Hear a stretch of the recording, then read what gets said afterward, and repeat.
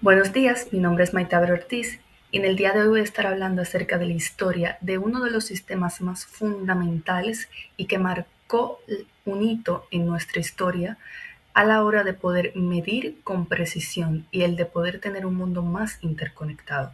Y estoy hablando del Sistema Internacional de Unidades o del sistema SI. Este sistema tuvo su origen en Francia y se le llamó en francés el Système International de Unités. Ahora bien, antes de hablar de lo que es un sistema internacional de unidades, de lo que fue de toda su historia, tenemos que saber qué es una unidad de medida y qué es un sistema de unidades para poder comprenderlo.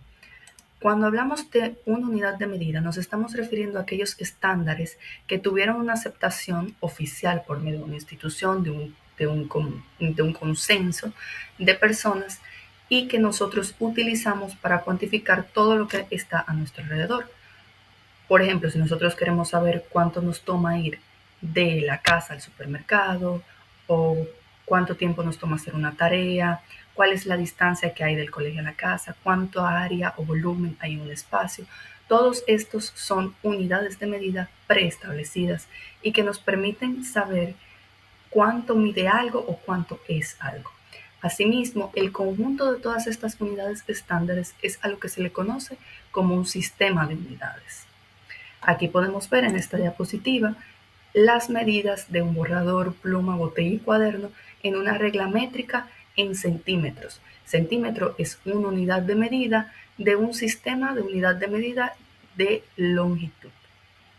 Ahora bien, ¿cómo hacían nuestros antepasados o de dónde surgió esta necesidad de la humanidad para poder medir?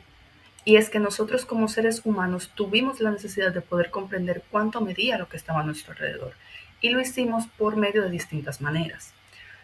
Por ejemplo, en el antiguo Egipto se utilizó lo que era el codo real.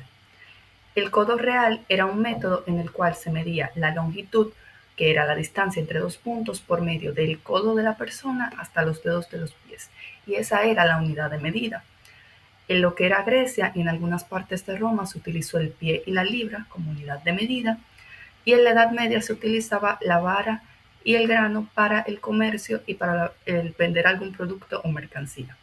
Los primeros sistemas de medidas, por así decirlo, fueron basados en lo que era la anatomía humana, o sea, mano, pies, codo. Sin embargo, esto causó mucha confusión entre las naciones y se preguntarán por qué. Vamos a poner un ejemplo de la vida real. ¿Cómo era la vida sin un sistema estándar de medida? Tenemos a tres personas mirando una casa. Una dice, esta casa debe tener alrededor de 2.400 pies. La otra dice, pies. Querrás decir que tiene alrededor de 270 metros cuadrados. Y una tercera persona dice, creo que ambos se equivocan. Yo mismo la medí y tiene 28.800 pulgadas. ¿Están equivocados? No. Puede ser que cada persona esté en lo correcto en su medición, pero cada persona tiene su propia unidad de medida y su propio sistema. Y esto hacía que en el pasado existiera mucha confusión porque las personas no eran capaces de entenderse unas a otras.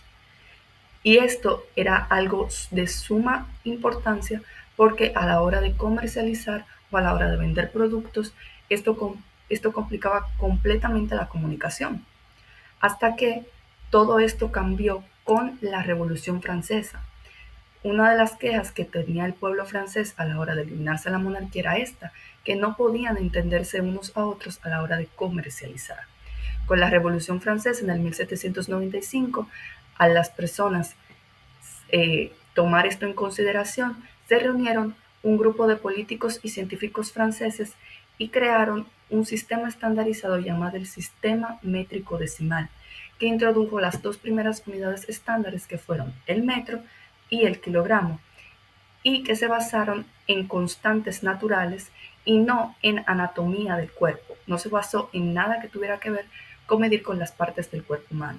Este sistema tuvo tanto éxito y se volvió tan popular que empezó a propagarse por distintos países del mundo y empezó a usarse mucho en rutas comerciales. Ahora bien, muchos otros países no utilizaban este sistema hasta que en el 1875 se creó la Convención Métrica, que fue un acuerdo entre 17 países en el que se decidió adoptar el sistema métrico como la base para todas las mediciones científicas. Sin embargo, con el pasar del tiempo, se decidió que debía de tener más unidades que simplemente las unidades de metro y de kilogramo, por lo que se realizó otra convención el 20 de mayo de 1960 y se estableció un nuevo sistema que se le llamó el Sistema Internacional de Unidades, basado totalmente en el anterior sistema métrico decimal y que tuvo como base 7 unidades: metro, kilogramo, segundo, amperio, Kelvin, mol y candela.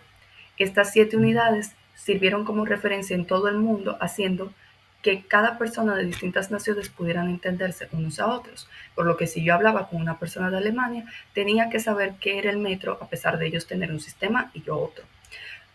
Aún a pesar del sistema internacional de unidades, muchos países tienen sus propios sistemas, pero todo el mundo debe de conocer este sistema fundamental. Eso es todo de mi parte. Muchas gracias por su atención.